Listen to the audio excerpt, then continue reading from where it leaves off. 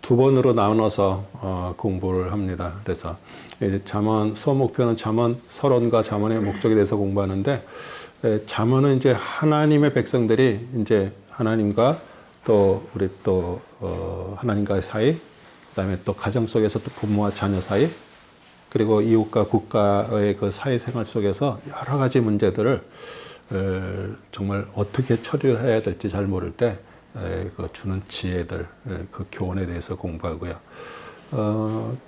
특별히 잠언 8장은 지혜의 장인데, 지혜는 그리스도를 말해요. 지혜가 온전한 인격을 갖추고 신적 영적인 생명의 근원으로 나오는데, 우리 그리스도 안에서 성육하신 예수님의 지혜를 말씀하시고요. 우리가 거기에 대해서 공부를 하고요. 그 다음에 소목표 두 번째는 젊은이에 대한 잠언 중 지혜에 대해서 공부하고요. 왜냐하면 자녀들, 우리 젊은이들에게 정말 하나님의 그 지혜가 필요하잖아요. 그 다음에 주께서 싫어하시는 것들, 음녀의 경고에 대해서 공부하고요. 유혹에 대한 경고, 또 지혜는 그리스도에 대해서 공부하고요. 그 다음에 솔로몬 잠언 중에 악인의 어리석음과 의인의 지혜에 대해서 공부하고요. 훈계와 책망의 대조, 또 현명한 아들에 대해서 이렇게 공부를 합니다. 그래서 서로는 잠언은 일생생활의 여러 방면에서 지혜롭게 살아가는 것을 가르치기에 정말 가장 실용적인 책이죠. 그래서 우리 자녀들한테도 이 말씀들을 이렇게 매일매일 이렇게 읽으면서 또 하나님의 지혜를 저희들이 배우는데, 그래서 지혜와 어리석음 항상 이게 대조로 나옵니다. 의인과 악인, 교만과 겸손, 정의와 복수, 게으름과 근면, 가난과 부, 친구와 이웃, 사랑과 탐욕, 분노와 투쟁, 그 다음에 주인과 종, 또 술의 폐해, 현명한 여인과 어리석은 여인에게 대조해서 실생활의 체험을 근거로 교훈을 주는 것인데요. 이 잠언 31장은 이렇게 6부분으로 이렇게 나눠져 있습니다. 그래서 첫 번째는 잠언의 목적에 대해서 제일 먼저 나오고요. 그 다음에 젊은이에 대한 잠언들, 잠언 1장 8절, 9절부터 9장 18절까지. 그 다음에 셋째는 솔로몬의 잠언, 잠언 10장 1절에서부터 24장 34절까지. 그 다음에 넷째 히스기야 신하들에게 편집한 솔로몬의 잠언, 잠언 25장 1절부터 29장 27절까지. 그 다음에 다섯째는 아골의 잠언, 잠언 30장 1절에서부터 33절. 그 다음에 여섯째는 루무엘 왕의 잠언, 31장 1절에서 31절까지 이렇게 수록되어 있습니다. 그래서 우리 잠언의 첫 번째 잠언의 목적, 아들들에게 주는 훈계와 권면입니다. 잠언 1장 1절부터 7절 같이 읽겠습니다. 이스라엘 왕 다윗의 아들 솔로몬의 잠언이라. 이는 지혜와 훈계를 알게 하며 명철의 말씀을 깨닫게 하고 지혜와 공의와 공평의 훈계를 받게 하며 우매한 자에겐 슬기를, 청년에겐 지식과 분별을 주는 것이라. 현명한 사람은 듣고 학식을 늘릴 것이요 명철한 사람은 현명한 조언을 얻으리니 이는 잠언과 그 해석을 깨닫고 현명한 자들의 말들과 그들의 난해한 말들을 깨닫게 하는 것이라. 주를 두려워하는 것이 지식의 시작이거늘 어리석은 자들은 지혜와 훈계를 멸시하느니라. 네.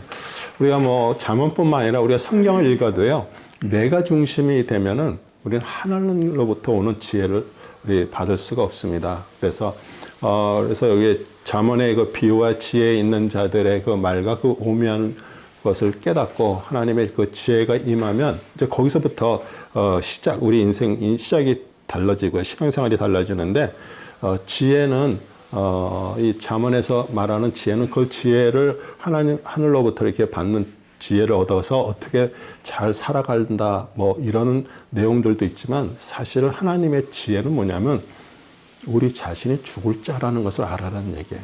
예. 왜냐하면 내가 죽어야 될 자인데 오늘 이렇게 살아있다라는 것 자체가 하나님의 지혜예요. 그러니까 그 얘기는 뭐예요? 하나님을 주를 두려워하는 것이 지혜의 시작이라고 그랬잖아요. 그러니까 그 두려워한다라는 게 나는 내가 죽을 자구나. 그거를 깨달아야 되지. 그럼 거기서부터 이제 모든 것들, 이 잠언도 그게 바탕이 될 때 거기서부터 그것이 우리에게 알게 되는 거예요. 그래서 잠언 1장은 전체 잠언의 요약입니다. 그래서 지금 1장 우리 아들들에게 주는 훈계와 권면인데 그게 전체 요약이고요. 또 31장인데 있기 때문에 한 장씩 읽고 묵상하면 하늘의 지혜와 마음에 또 이렇게 생성돼서 또 훈계를 통해 사회적 정의와 공의와 공평의 삶을 살아갑니다. 우리 세상 지식도 중요하지만 마음의 하늘의 그 분별력과 선진들의 조언으로 주를 두려움으로 통찰이 임하게 됩니다. 그런데 이 사람 훈계 받지 않습니다. 한번 스스로 한번 우리가 이렇게 생각을 한번 해보세요. 누가 이렇게 하나님의 말씀에 혹시 이렇게 임하고, 사실 하나님의 성경을 통해서 우리에게 훈계를 하시잖아요. 책망도 임하고요. 그런데 우리는 그 말씀을 정말 받아서 내가 그렇게 살려고 그러질 않아요. 그러니까 주위에 있는 사람들이 충성스럽게 교회 안에서도요, 이렇게 충고를 해도 그거 자체도 받질 않아요. 그 얘기는 뭐예요? 우리 자체가 사실 어떻게 보면은 하나님 보실 때는 우리가 의인이라는 것보다도 사실 그 악이 우리 안에 있는 거예요. 그러니까 그게 먼저 인정이 돼야 되는 거예요. 그래서 그게 내가, 나는 진짜 죽을 자구나. 그게 알아지고 그게 깨달아져야지 되죠. 그래서 우리가 어떤 분이 아들 어렸을 때 이렇게 잠언을 그날 이렇게 오늘이 20일 그러면 이제 20장을 이제 읽으라 그랬는데 한 몇 개월 지나가지고 그러더래요. 엄마 언제까지 읽어야 돼? 그러더래요. 근데 그 어머님 집사님인데, 야, 나는 어려서부터 여자까지 매일 읽고 있어. 그렇게 얘기를 해줬다 그래요. 그런데 우리가 이렇게 읽는 게 중요한 거, 그것도 안 하는 사람보다 얼마나 중요해요. 그렇지만 진짜 지혜는 나는 정말 아무것도 아니라는 거. 그게 깨달아지고 그렇게 됐을 때 거기서부터 하나님의 지혜가 우리 안에 있는 거예요. 그래서 우리가 오늘도 이렇게 잠언을 공부하면서 이 말씀 속에서 정말 하나님의 지혜가 임하려면 먼저 내 자신이 그런 자라는 걸 인정을 해야 돼요. 그리고 교훈 안 받습니다. 그러니까 우리가 정말 그러니까 내가 진짜 속 사람이 하나님으로 인해서 바뀌지 않으면은 우리 절대 받을 수가 없어요. 그래서 내가 정말 죽은 자구나. 이게 깨달아져야 되는 거예요. 젊은이에 대한 잠언 지혜의 귀를 기울이다 2장 1절에서 10절입니다. 내 아들아, 내가 내 말을 받고 나의 계명들을 내 안에 간직하여 내 귀를 지혜에 기울이며 내 마음을 명철에 두고 정녕 내가 지식을 구하려고 소리 지르며 명철을 위하여 내 목소리를 높이고 은을 구하듯이 지식을 구하며 숨겨진 보물들을 찾듯이 명철을 찾는다면 내가 주의 두려움을 깨달을 것이요 하나님의 지식을 발견하리니 주께서는 지혜를 주시고 그 입에서 지식과 명철이 나오느니라. 그는 의로운 자들을 위하여 건전한 지혜를 마련해 두시며 정직하게 행하는 자들에게 방패가 되시고 공의의 길들을 지키시며 자기 성도들의 길을 보존하시느니라. 그때 너는 의와 공의와 공평을 깨달으리니 정녕 모든 선한 길이라. 지혜가 내 마음에 들어가면 지식이 내 혼을 즐겁게 할 것이며. 우리 다윗이 우리 밧세바를 통해서 낳은 아들이 둘 있죠. 첫째 아들 죽었죠. 왜냐하면 그것은 죄의 값은 죽음이라는 것을 이렇게 첫째 아들을 죽이는 것으로 나타냈습니다. 우리 다윗은 어떻게 보면은 6계명 살인, 그렇죠? 그 다음에 7계명 간음죄를 이렇게 했습니다. 그래서 그리고 이 죄로 인해서 죽음 아래에 있는 자를 살리는 것이 하나님의 사랑이라는 것을 또 그것을 우리 다윗과 그 죄를 통해서 우리가 알게 되고요. 그래서 둘째 아들이 솔로몬은 살아났어요. 그리고 우리 솔로몬을 하나님께서 뭐라고 부르셨어요? 여디디아라고 이렇게 불러주셨어요. 그러니까 그 하나님을 사랑을 받았다라는 뜻이에요. 그러니까 우리가 죽을 인간이었는데 그리스도를 통해서 우리가 살아난 거, 그게 하나님의 사랑이에요. 그래서 그게 먼저 기본이 되지 않으면은 우리는 사실 교회를 다니고 수십 년을 믿어도 사실 어떻게 보면은 그냥 세상 사람과 같은 수준으로 그냥 살아가는 것이에요. 조금 이렇게 고상한 정도로 끝나는 거죠. 그래서 숨겨있는 보물 찾듯이 말씀을 통해 명철을 구하면 먼저 주 하나님의 위대하심과 두려움을 깨닫게 됩니다. 그래서 우리는 이렇게 성경도 이렇게 번역을 이렇게 보면은 우리 한글 개역이라든지 우리 한글 그 개역 한글이라든지 보면은 여호와를 경외한다라고 경외라는 게 말로 이렇게 번역이 됐어요. 그런데 우리가 보면 경외한다 이렇게 하지만 사실은 두려워한다는 얘기예요. 그러니까 내가 죽을 자라는 거, 오늘 내가 하나님으로부터 지금 살고 있다라는 것이 그게 먼저 기본이 되지 않으면은 우리는 하나님의 말씀을 그 책망이나 이런 걸 우리는 듣지를 않는 것이에요. 그래서 우리가 숨겨져 있는 보물 찾듯이 말씀을 통해서 명철을 구하면 먼저 주 하나님의 그 위대하심과 두려움을 깨닫게 되고요. 또 주의 지혜가 임할 때 주의 방패로 바르게 살아가는데 우리 인생의 길을 지켜주시고 보호하십니다. 그래서 여기서 나오는 그 명철이라는 그 단어는 깨달음, 또 그 인사이트 영어로 얘기하면 그런데 그 헬라어로 단어로 얘기하면 시네시스예요. 그러니까 시네시스는 뭐냐면 그 뜻 자체가 두 강물이 가다가 만난다는 뜻인데 항상 우리 예수 그리스도께서는 이 세상에 오셔서도 겸손하셨어요. 항상 낮은 자들과 사셨어요.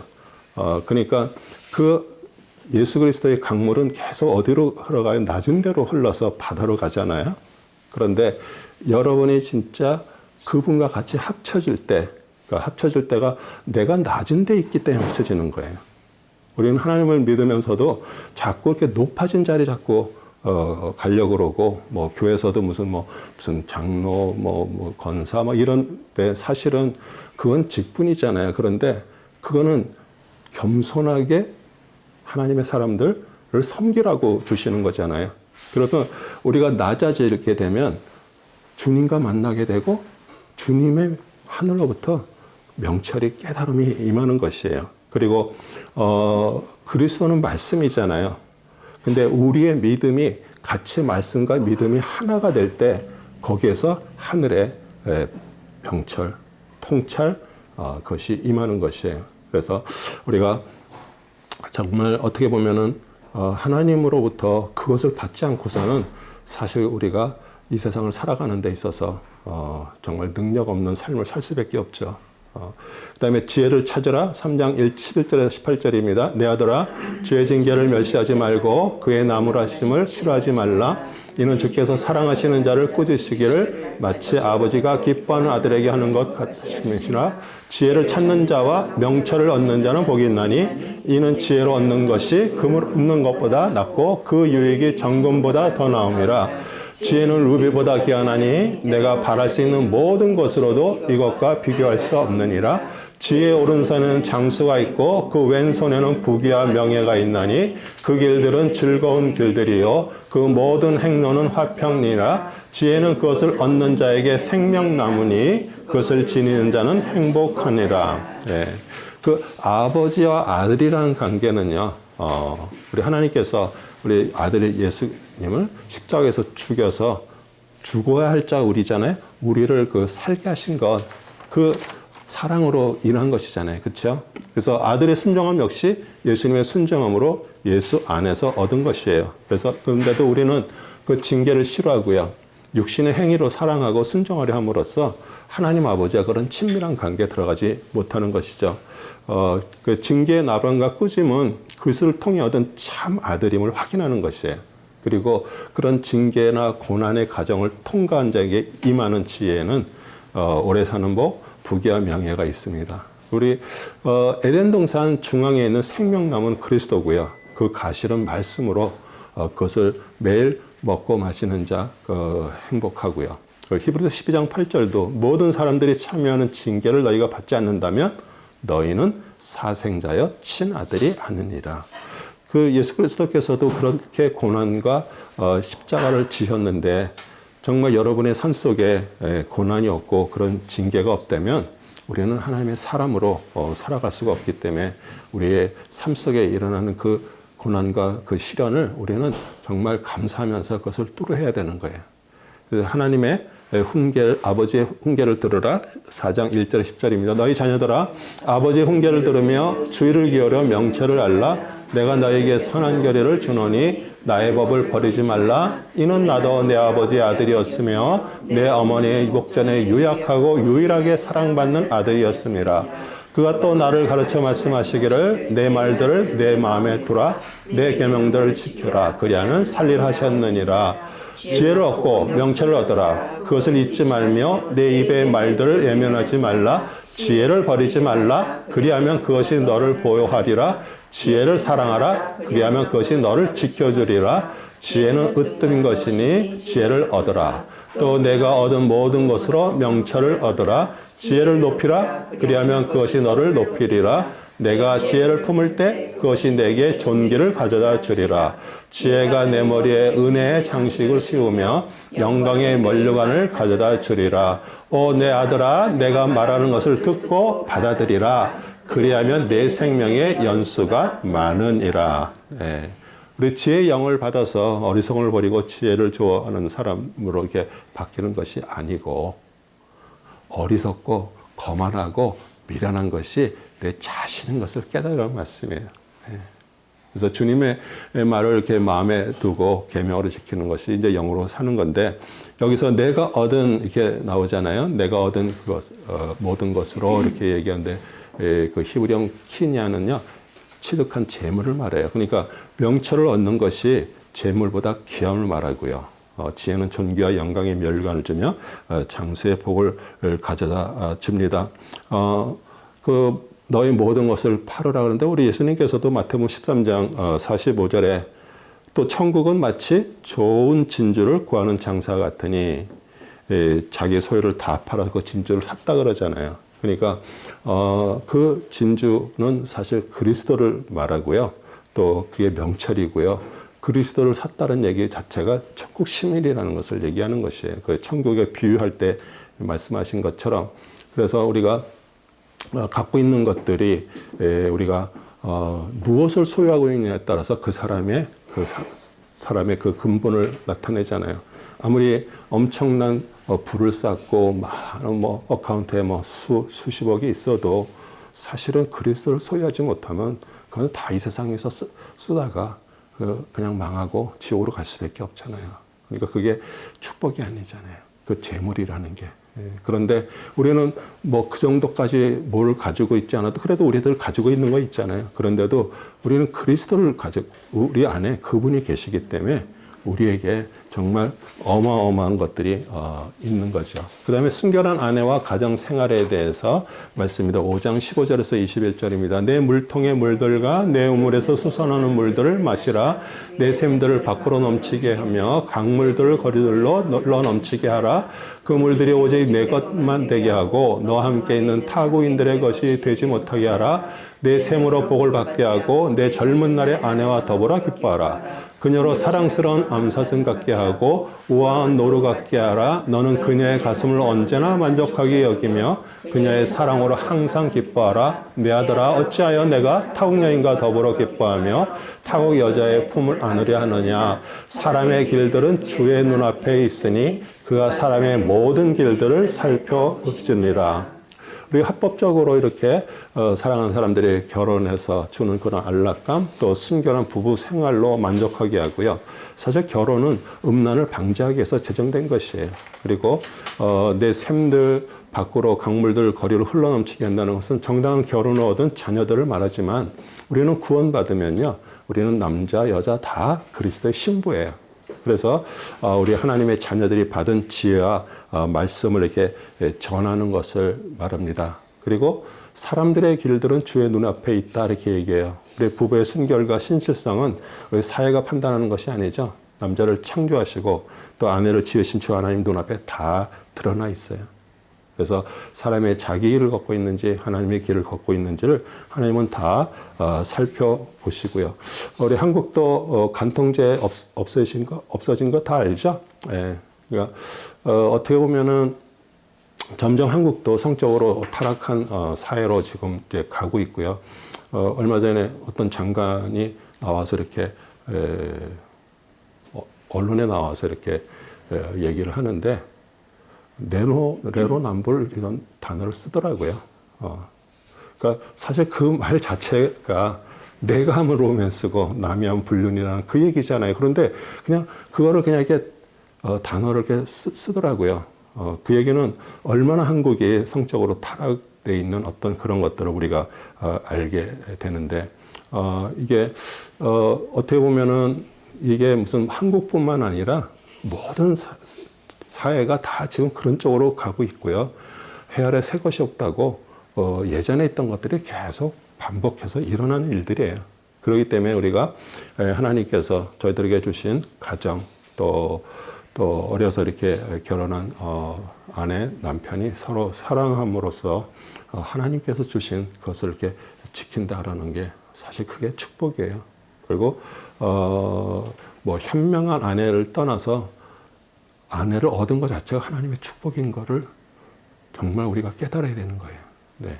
그래서 주께서 싫어하시는 것과 음료에 대한 경고에 대해서 6장의 16절에서 19절, 25절에서 29절이 나옵니다. 이 6가지를 주께서 싫어하시며 정녕 그에게 가정한 것이 7이니 교만한 눈과 거짓말하는 혀와 무죄한 피를 흘리는 손과 악한 계획을 꾸미는 마음과 악으로 달려가는데 빠른 발과 거짓을 말하면 거짓증인과 형제 간의 불화를 일으키는지라.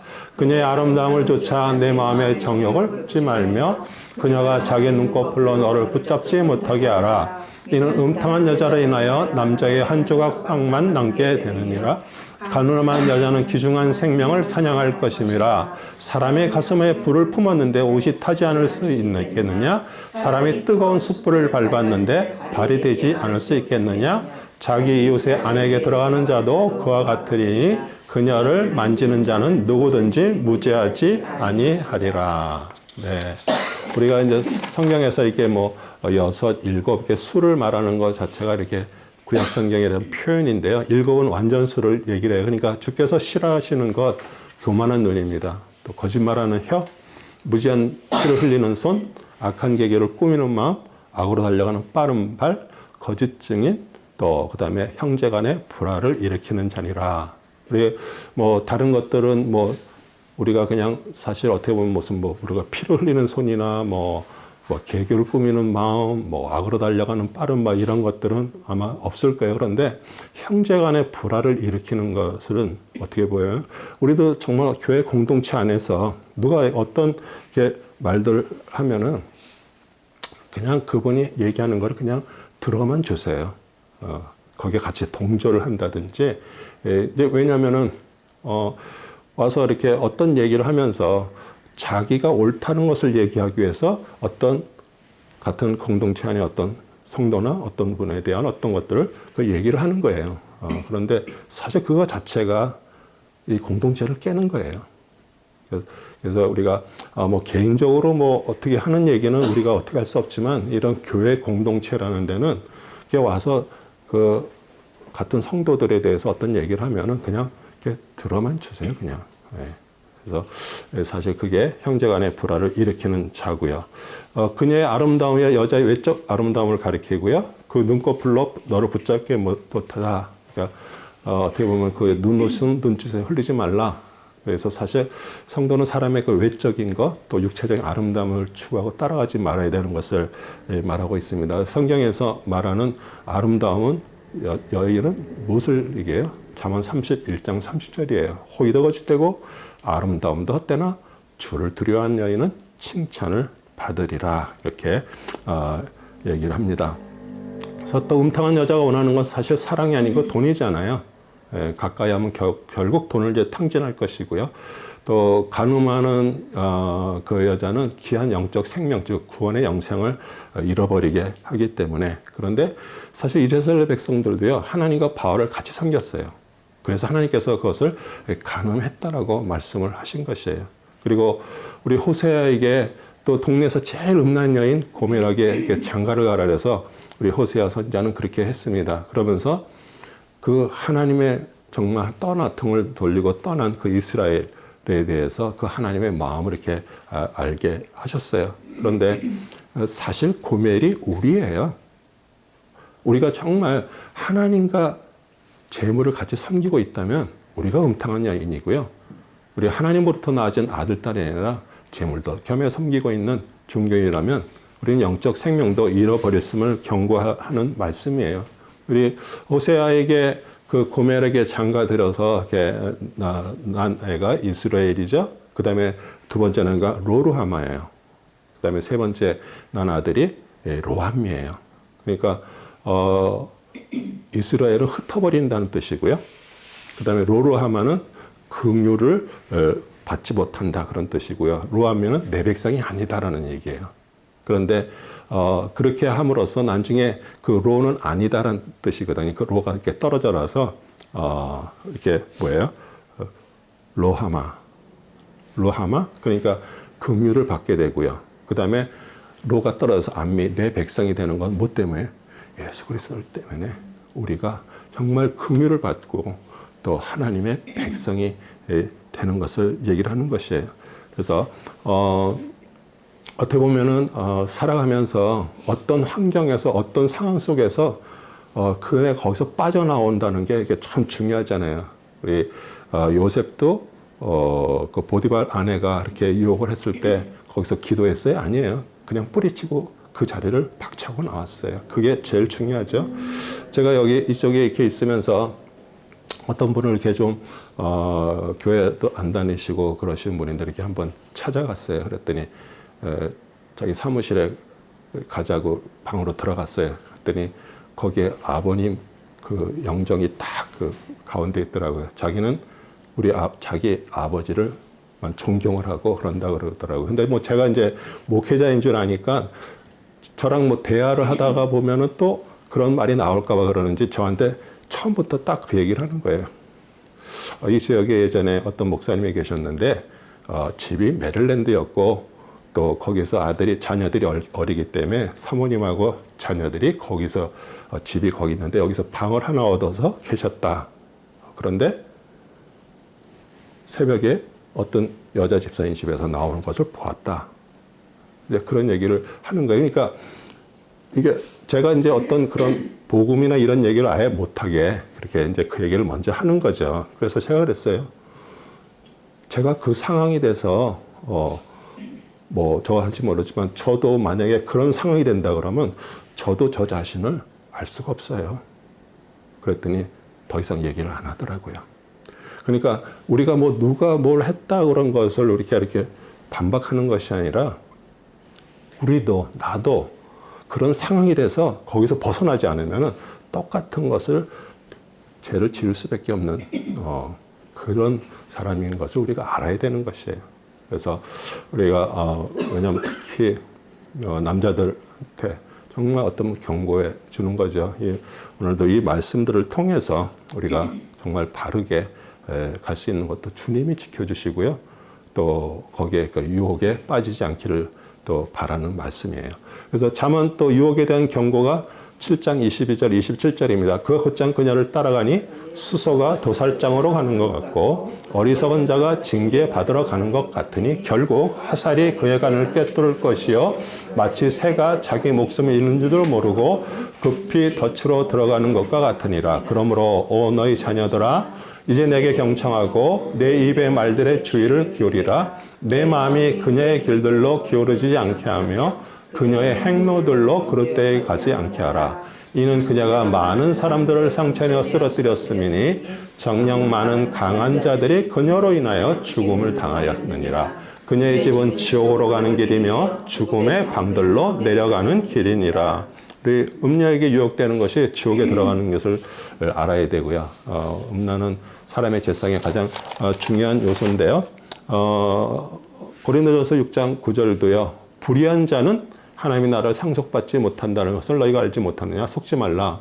음행하는 자들이나 우상 숭배하는 자들이나 간음하는 자들이나 여자처럼 행세하는 자들이나 남성 동성 연애자들이나 이렇게 말씀이 나와요. 근데 사실 여기 보면은 불의한 자, 또 우상 숭배, 음행, 간음 이게 사실 이스라엘 백성들이 하나님을 남편으로 그렇게 모든 것들을 허락하시고 모든 것들을 주셔서 살았음에도 불구하고 가나안에 들어가서 하나님께 등을 돌리고 우상 숭배하는 거 그 내용과 거의 똑같은 것들이에요. 그래서 우리가 우리 자신이 정말 하나님을 섬기면서도 아직도 내 세상 재물을 섬기고 있는가? 그 만몬신이죠. 그러니까 우리가 우리 자신들을 하는데 사실 거기서 다 벗어날 분이 거의 없어요. 그렇죠? 다들 물질 좋아할 수밖에 없어요. 이게 우리 인생을 살아가는 데 있어서 필요한 거잖아요. 그렇죠? 그런데 그것은 우리에게 하나님께서 주신 것을 감사하는 거지, 만약 그것이 재물이 하나님 자리를 차지한다 그러면 이제 거기서부터 사실 어떻게 보면은 우리 인생이 잘못 가게 되는 거죠. 그래서 우리가 이렇게 말씀들을 통해서 우리가 우리 자신들을 보게 되는 거고요. 그리고 처음에 시작하면서 얘기한 것처럼 주를 두려워하는 것 자체가 뭐예요? 지혜의 근본인데, 그 지혜라는 것은 내가 죽을 자라는 것을 알아야 돼요. 내가 죽은 자라는 것을 알고 이제 그리스도를 통해서 하나님의 그 길에 가는 것을 얘기를 하고요. 지혜는 그리스도입니다. 우리 8장은 완전히 그리스도에 대한 지혜 대신 그리스도만 집어넣으면은 그래서 한번 같이 읽겠습니다. 주께서 태초에 일하실 때 옛적에 그의 일을 시작하시기 전에 나를 소유하셨느니라. 깊은 곳이 없었을 때 내가 나왔으니 물이 솟는 샘들이 없었을 때라. 산들이 세워지기 전에, 작은 산들이 있기 전에 내가 나왔으니 그가 아직 땅도 들도 세상의 가장 높은 곳에 흙도 짓지 아니었을 때라. 그가 하늘들을 마련하실 때 내가 거기 있었으며 그가 깊은 곳의 표면 위에 범위를 정하실 때에도 내가 거기 있었느니라. 그가 위로 구름을 세우시고 깊음의 샘들을 힘있게 하셨을 때 바다에게 그의 법령을 내려 물들로 그의 명령을 어기지 못하게 하시며, 또 그가 땅의 기초를 정하셨을 때 그때 내가 그와 함께 양육된 자로서 그분 곁에 있어 날마다 그분의 기쁨이 되었으며 그분 앞에서 항상 즐거워하였고. 예. 우리 솔로몬은 지혜를 이렇게 사람처럼 이렇게 묘사하면서 하나님께서 태초에 지혜를 가지셨고요. 창세전에 지혜가 셈을 입었다고 말하면서 여기서 말하는 지혜는 성자 하나님 우리 예수 그리스도를 가리킵니다. 그래서 그 옆에서 항상 기뻐하신 바 되었고 즐거워했다 그러면서 우리 예수 그리스도의 그 선제성 말씀을 하시고 있습니다. 그래서 요한복음 17장 5절도요. 오 아버지시여, 세상이 있기 전에 내가 아버지 함께 갖고 있던 그 영광으로 이제 나를 아버지 함께 영화롭게 하여 주시옵소서. 여기서 아버지의 그 영광을 이제 말하는 것은 이제 십자가에서 순종하심으로 십자가를 지시는 게 우리 예수 그리스도의 영광이에요. 예. 그리고 그것이 아버지의 영광이고요. 그 다음에 지혜를 찬양합니다. 9장 10절에서 18절입니다. 주를 두려워하는 것이 지혜의 시작이요 거룩한 이에 대한 지식은 명철이리라. 나로 인하여 내 날들이 많아질 것이며 내 생명의 연수가 늘어나리라. 내가 현명할지라도 내 자신을 위하여 현명하게 될 것이요 내가 비웃을지라도 내가 홀로 그것을 감당하게 되리라 하느니라. 어리석은 여자는 수다스럽고 우매하여 아무것도 알지 못하고 자기 집 문 앞에 앉으며 성읍의 높은 곳들에 자리 잡고 앉아서 길을 곧장 가는 행인들을 불러 우매한 자는 누구나 이리로 돌이키라 하며, 또 명철을 원하는 자에게 말하기를 도둑질하는 물이 달고 몰래 먹는 빵이 맛있다 하느니라. 그러나 그는 죽은 자가 거기 있고 그녀의 객돌이 지옥의 깊은 곳에 있는 것을 알지 못하느니라. 네, 그래서 주를 두려워하는 것이 지혜의 근본이에요. 내가 죽을 자라는 것을 아는 것, 그 다음에 거룩하신 자를 아는 것이 명철이고요. 아까도 명철 말씀드렸죠. 우리 그리스도와 같이 점점 겸손하게 낮아져서 흘러가면서 하늘의 지혜가 임하는 것을 말하고요. 그래서 우리 참된 지혜는 하나님을 믿고 또 알고 두려워하는 데서 시작되고요. 또 계명을 지키는 데서 우리가 자라가는데 어떻게 보면은 하나님 알지 못하는 무지, 불경건, 또 하나님의 계명을 어기는 죄와 부도덕이 가장 큰 어리석음이고요.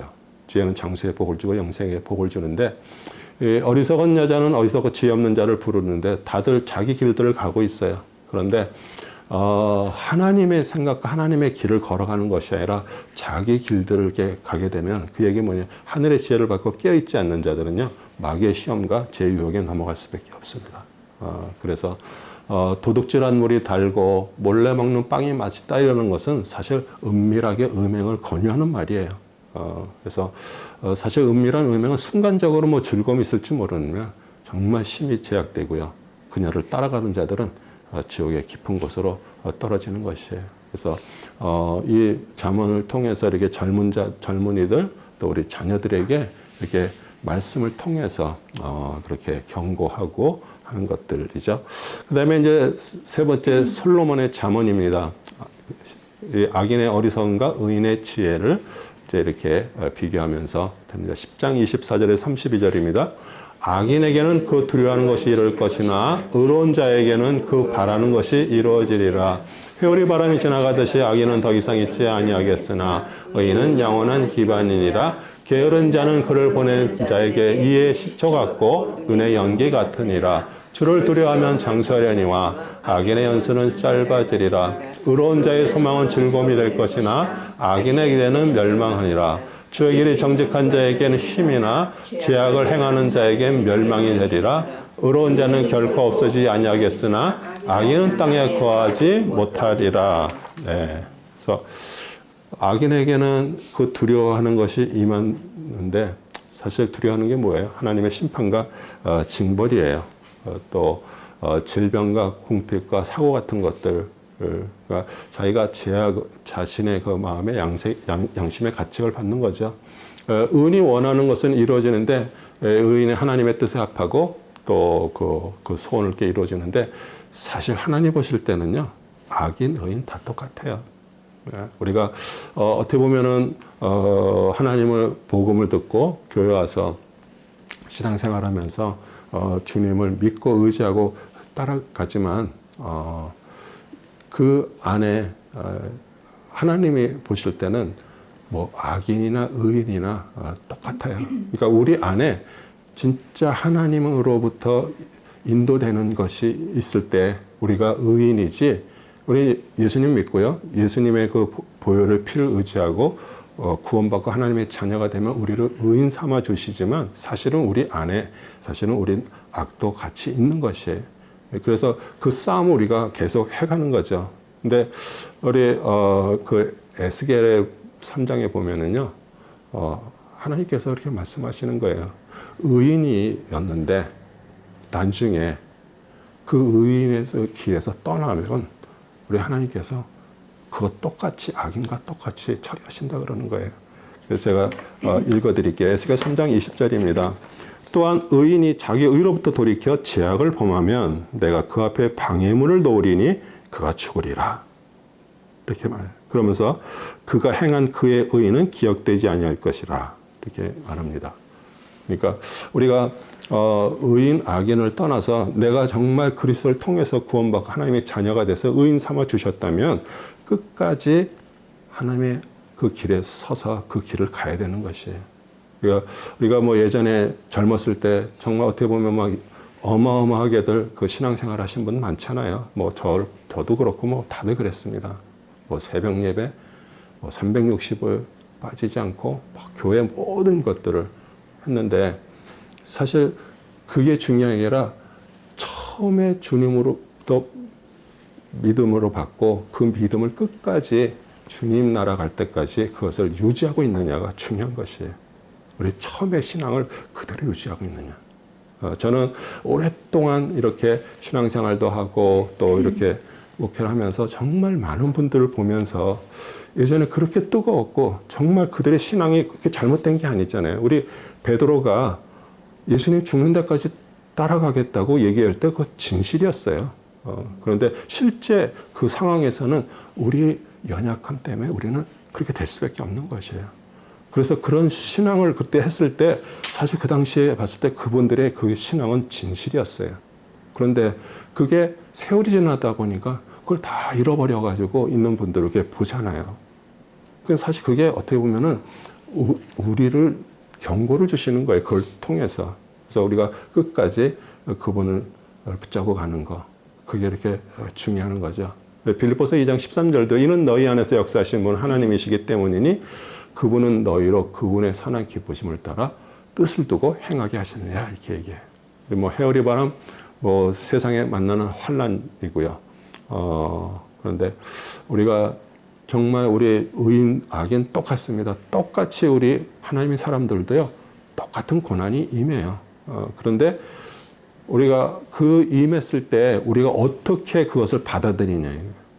이게 사단이 주고 그런 게 아니라, 이게 하나님께서 나를 지금 연단을 시키는 신구나 이렇게 받아들이고 그것을 이렇게 하는 사람. 그다음에 그렇지 않고 어떻게 보면 처음 자기 믿음으로 이렇게 믿다가 그런 것을 당하면은 이제 하나님을 떠나게 되잖아요. 그래서 우리가 자기 믿음에서 그리스도의 계시의 믿음 안으로 들어오는 것이 그렇게 중요한 것이에요. 근데 이게 사람으로 할 수 있는 게 아니잖아요. 식초가 이에 닿으면 시리고 아프고요. 연기가 누래가면 따갑고 견딜 수가 없잖아요. 그러니까 게으른 사람은 그를 보낸 자에게, 일을 시키는 자에게 그러할 것이다. 그래서 사실 게으른 자는 뭐 우리가 게으름을 피고 이러는 것이 아니라 하나님에 대해서 게으름을 말하는 거예요. 그러니까 우리가 막 어떤 때는 막 성경을 막 필독을 하고 막 그러는데 그게 사실 꾸준하게 가야 되잖아요. 막 열심히. 그래서 뭐 하루에 뭐 몇 장씩 읽었구만. 그런데 어떻게 보면은 사실 또 한동안 성경 안 읽다가 그게 게으름이에요. 예. 그래서 근데 이제 사실 하나님으로부터 이렇게 인도함 받는 사람들은요, 사실 시험 환란이 있어도요, 정말 요지부동이에요. 정말 하나님 안에서. 시편 125편 1절도 그러냐. 주를 신뢰하는 자들은 시온산과 같아서 없어지지 않으며 영원히 거하는도다. 예. 그러면서 의와 악의 대조가 나옵니다. 11장 1절에서 8절입니다. 속이는 저울은 주께 가증한 것이나 공정한 추는 그의 기쁨이니라. 교만이 오면 수치도 오지만 지혜는 겸손한 자와 더불어 있느니라. 정직한 자들의 온전함은 그들을 인도할 것이나 범죄자들의 패역함은 그들을 멸망시키리라. 죄물은 진노의 날에 유익하지 않으나 의인은 죽음에서 구해내느니라.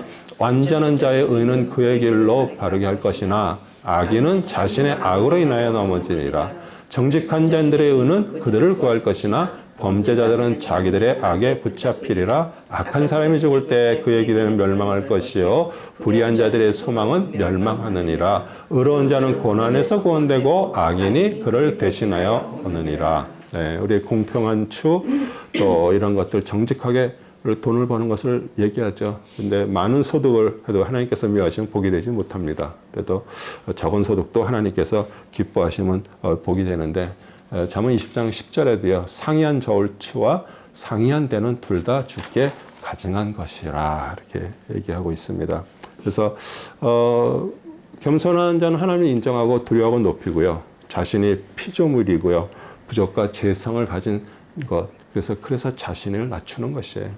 그리고 자기 위치를 지키는 자고요. 또 하나님의 사랑을 받고 칭찬과 높임을 받을 것입니다. 그래서 우리가 아까도 얘기했지만 그 명철이 그리스도와 하나가 되는 거잖아요. 그 겸손해서 낮아지는 거고요. 근데 공동체 안에서도 보면은 정말 하나님 안에서 정말 이렇게 낮아서서 겸손하게 섬기는 분들에게 볼 때 저분도 하나님 안에서 정말 기쁨으로 동행하고 계시는구나. 그게 우리한테 오는 거죠. 그래서 사실 우리가 리더로 정말 주님으로부터 부름을 받았다면 우리는 겸손해서 낮아지고 섬기는 자가 되어야 돼요. 예수님도 오셔서 섬김을 받으러 왔다 그러지 않잖아요. 섬기러 왔다 그러잖아요. 그러니까 정말 그게 깨달아져야 되지 그 억지로 그거 되는 것이 아니거든요. 재물은 하나님께 진노하시는 날 그 재앙의 날에 무익하죠. 또 우리가 무슨 질병에 걸렸거나 전쟁, 지진, 기근이 발생했을 때 우리를 죽음에서 건져주지 못하고요. 지옥 형벌로부터 건져주지 못합니다. 그래서 사실 재물은 우리가 살아나가는 데서 필요한 거지만 그것이 우리의 모든 것이 될 수가 없는 것이고요. 악에는 의인을 해치고 음모를 꾸미지만 우리 하나님께서 의인을 또 그 음모에서 건져주시고요. 그 함정에 또 그들은 또 거기 빠지게 하죠. 우리 다니엘도 어떻게 보면은 하루에 3번씩 우리 예루살렘에 향해서 창문을 열어놓고 기도를 드렸어요. 분명히 그렇게 하면은 잡혀서 죽을 거 분명히 알았습니다. 그리고 다니엘 고소하는 자들이 그 다리오 왕의 그 법령을 변개해가지고 그렇게 죽이려고 그랬죠. 그런데 사자굴 속에 들어왔던 다니엘은 하나님만 바라본 거예요. 다니엘 6장 24절도 왕이 명령하니 다니엘을 구속했던 그 사람들을 끌고 와서 그들과 그들의 자녀들과 아내들을 사자굴에 던져 넣었더라. 사자들은 그들이 미쳐 굴 바닥에 닿기도 전에 그들을 움켜서 그들의 모든 뼈들을 산산조각 되어 부숴버렸느니라. 그러면서 우리 훈계와 책망의 대조입니다. 12장 1절에서 7절입니다. 훈계를 사랑하는 자마다 지식을 사랑하나 책망을 싫어하는 자는 짐승과 같으니라. 선한 사람은 주의 은총을 받으나 악을 꾀하는 사람은 주께서 정죄하시니라. 사람이 악으로는 굳게 서지 못할 것이나 의로운 자의 뿌리는 요동치 아니하니라. 현숙한 여인은 남편에게 면류관이나 수치를 끼치는 여인은 그의 뼈를 썩게 함과 같으니라. 의로운 자의 생각들은 오르나 악인들의 조언들은 속이는 것이니라. 악인의 말은 피 흘림을 위하여 숨어 기다리는 것이나 정직한 자의 입은 사람들을 구할 것이라. 악인은 무너져 내려 더 이상 존재하지 아니하나 의로운의 집은 서 있으리라. 네, 훈계하는 자의 그 지혜, 지식, 또 영혼, 사랑, 그래서 훈계받기를 좋아하는 자도 훈계의 목적과 하나님의 은혜를 이해하고요. 하나님의 그 훈계를 겸손히 받고 참는 마음이 있고요. 사실 책망 싫어하는 자는 하나님의 뜻대로 바르게 사는데 사실 관심이 없습니다. 죄를 버리고 멀리하는 마음이 없기에 하나님을 기쁘게 하지 못하고요. 뿌리가 요동치 않다는 것은 말씀에 뿌리가 깊이 박혀 있어서 안전하게 평안이 있고요. 그래서 건강과 경제적인 안정과 번영도 사회의 평안도 이렇게 포함되는데 사실 어떻게 보면은 우리 다 모두 책망 싫어하는 짐승 같아요. 우리 자신들이 정말 그게 진짜 깨달아져야 돼요. 그리고 내가 그런 존재라는 것을 알아야 진짜 책망이 임할 때 우리가 그것을 받아들일 수가 있고요. 또 내가 하나님으로부터 못 들어도 주위 사람들을 통해서 아니면 말씀을 통해서 또 우리가 성경을 읽을 때 말씀이 임할 때 그걸 인정하고 그것을 따라가는 거고요. 현숙한 여인은 남편의 자랑과 기쁨이죠. 수고를 끼친다는 것은 남편을 부끄러게 하고요. 또 불평하고 또 남편과 이렇게 다투는데 성경에서 아내는 자기 남편을 주처럼 주님처럼 이렇게 존중하라고 가르치고 있습니다. 우리 사라가 우리 아브라함을 주라 이렇게 했다는 그 표현을 이렇게 쓰면서 얘기하고 있어요. 그런데 우리 남편은 그리스도께서 교회를 위해서 죽으신 것처럼 또 아내를 사랑해야 되고요. 그 다음에 현명한 아들에 대해서 10장 20절에서 25절입니다. 현명한 사람과 동행하는 자는 지혜롭게 될 것이나 어리석은 자의 친구는 멸망하리라. 죄인에게는 재앙이 따르나 의로운 자는 좋은 곳으로 보상을 받으리라. 선한 사람은 자사 손손에게 유업을 남겨도 죄인의 재산은 의인을 위하여 쌓이느니라. 가난한 자의 경작지에는 많은 양식이 있으나 공의가 부족함으로 멸망하는 것도 있느니라. 매를 들지 않는 자는 자기 자식을 미워하는 것이나 자식을 사랑하는 자는 알맞을 때에 징계하느니라. 의로운 자는 혼이 만족하도록 먹으나 악인의 배는 굶주리리라. 네, 현명한 사람 하나님을 두려워하고 계명 순종하고요. 의롭고 선하게 진실하게 사는 자고요. 어리석은 자는 하나님 무시하고요. 우상 숭배하고 불의와 악과 거짓을 행하는 자예요. 그래서 현명한 자와 동행하면 지혜를 받고요. 어리석은 자는 사귀면 멸망하는데 우리가 정말 하나님으로부터 지혜가 임해야지 우리가 진짜 하나님의 사람으로 살아갈 수가 있는 것이에요. 그리고 경건한 의인은 건실한 기업을 이루고요. 자자손손에게 이렇게 끼칠 것인데 죄인은 하나님을 두려워하지 않고 재물을 벌지만 불의한 방법으로 불법한 방법으로 탐욕적으로 봅니다. 우리 자식이 잘못 행할 때 그 잘못을 지적하고 책망하고 적당히 벌을 주는 것이 필요하죠. 자녀를 징계하되 근실하게 부지런히 때가 늦지 않게 해야 돼요. 조금 애들이 커도 사실은 벌써 놓친 거예요. 그래서 자녀가 그 잘못을 깨닫고 돌이키고 고쳐서 하나님의 사람으로 인격이 바뀌게 되고요. 그러면 그 자신의 복뿐만 아니라 부모에게도 기쁨이 돼요. 정말 나이가 든 자녀들이 정말 그 징계가 없어가지고 그렇게 막 망나니 사는 걸 볼 때 그 부모의 마음이 얼마나 아프겠어요. 그래서 주를 두려워하는 것 14장 26절 33절에 주를 두려워하는 것에는 견고한 신뢰가 있으니 그 자녀들에게는 피난처가 있으리라. 주를 두려워하는 것은 사망의 don에서 벗어나게 하는 생명의 셈이니라. 백성이 많은 것은 왕의 영예이나 백성이 적은 것은 통치자의 멸망이니라. 노하기를 더디하는 자는 크게 깨달은 자이나 영이 조급한 자는 미련함을 드러내느니라. 건전한 마음은 육신의 생명이나 시기는 뼈를 썩게 하느니라. 가난한 자를 억압하는 자는 그를 지으신 분을 비방하나 그를 영예롭게 하는 자는 가난한 자에게 자비를 베푸느니라. 악인은 자기의 악한 가운데 사지나 의인은 죽음에 있어서도 소망을 갖느니라. 지혜는 명철한 자의 마음속에 머물거니와 어리석은 자들은 심증에 있는 것이 알려지느니라. 우리 하나님께 생명의 근원이시고요. 생명에서 흘러나오는 생명이 생과 같고요. 그 안에 그리스도 안에 영원한 생명과 영생이 있습니다. 인생은 지금 어떻게 보면 사망의 덫에 걸린 자들과 같이 이렇게 살죠. 지혜의 결과는 사망이기 때문에 은혜를 정말 받고 또 주를 두려워하면서 그 보내주신 자 구주 예수 그리스도를 믿으면 영생을 얻고요. 우리 불경건과 부도덕에서 떠나게 됩니다. 우리가 살면서 제일 힘든 게 뭐예요? 화를 이렇게 참지 못하는 게 제일 힘들죠. 노하기를 더디하는 자, 정말 좀 생각하고 참고 그것을 이렇게 그 순간만 넘기면 되거든요. 근데 영이 조급한 자는 참지 못하고요. 자기 자신의 미련함을 드러냅니다. 그래서 어떤 것이 들어올 때 잠깐 이렇게 생각을 하는 거예요. 잠깐이라도. 뭐 살다 보면요. 왜냐면 우리 안에 벌써 그 화가 있어요. 그 자체가 우리가 악이 있다는 얘기죠. 그래서 잠언 12장 16절도 어리석은 자의 분노는 즉시 나타나나 총명한 사람은 치욕을 덮느니라. 그리고 가난한 자를 불쌍히 여기는 것은 누구예요? 정말 하나님의 형상으로 지음받은 우리 똑같잖아요. 뭐 좀 게을러서 아니면 뭐 일을 뭐가 돼서 정말 어떻게 보면 가난하게 살아도요. 사실 하나님의 형상으로 지음받은 거예요. 그렇기 때문에 그거 자체가 하나님을 만드신 하나님께서 사람을 만드신 하나님의 창조 사역을 존중하는 자고요. 하나님을 존중하는 거예요. 그 다음에 생명의 책망을 들어라. 잠언 15장 26절 33절입니다. 마지막 말씀이고요. 악인들의 생각은 죽게 가정한 것이나 순수한 자의 말은 기쁨이니라. 이익의 욕심을 부리는 자는 자기 집을 해치나 뇌물을 싫어하는 자는 살리라. 의인의 마음은 대답할 말을 깊이 생각하지만 악인의 입은 나쁜 것을 쏟아내느니라. 주께서는 악인들로부터 멀리 계시나 의인의 기도는 들으시느니라. 눈에 비친 마음을 즐겁게 하고 좋은 소식은 뼈를 살찌게 하느니라. 생명의 책망을 듣는 기는 현명한 자 가운데 거하느니라. 훈계를 거비하는 자는 자신의 혼을 멸시하는 것이나 책망을 듣는 자는 명철을 얻느니라. 주를 두려워하는 것은 지혜의 훈계라. 존귀에 앞서 겸손이 있느니라. 네.